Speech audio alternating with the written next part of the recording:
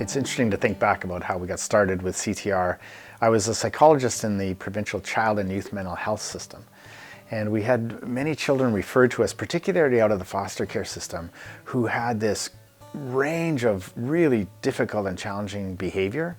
And often the kids would arrive to us and they'd have had multiple assessments and have multiple diagnoses, and they were on 2 or 3 or more different types of medication. And there was just this feeling of hopelessness, I think, for the people around the case. It felt like no matter what they did, things didn't get any better. And around that same time, we were learning from the work of Dr. Bruce Perry and the Child Trauma Academy. They're out of Texas.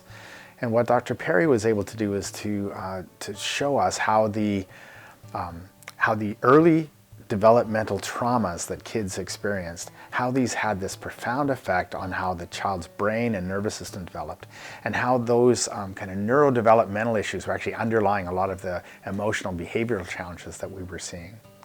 And so when we started to kind of wrap our heads around that, we realized that there's a very predictable kind of series of issues that arise for kids when they've had early traumatic experiences. And we thought that there must be ways to work with this and to address that trauma, and then to see kids grow and develop. And it turns out that that's exactly what's happened. So as we took these foundational ideas from the Child Trauma Academy, we were able to look at the children differently and to realize that often the thing that was creating all this emotional behavioral challenges really related to their this completely stressed nervous system and this fight or flight response that they would get into so often.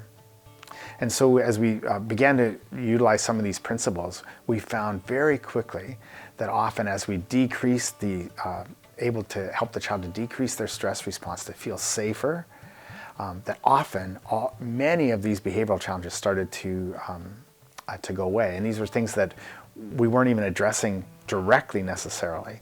It was things that we were working on decreasing the stress response, helping them feel safe, increasing their attachment.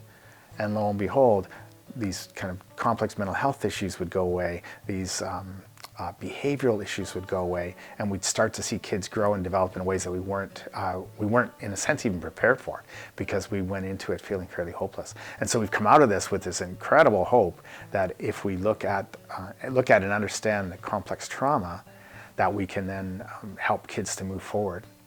And so we've put together complex trauma resources in an effort to build your capacity to care for the kids that you work with, whether you're a foster parent, a parent, extended family member, whether you're in a school, you're in residential care, that we've tried to pull together resources that we've created or have found to be really helpful in understanding these kids, and then providing practical interventions that you can use to see them grow and develop. We've had an amazing amount of success over the past 8 years, and just see child after child, youth after youth begin to fulfill their potential. And so it's been a really exciting journey. We're happy to have you along with us in this.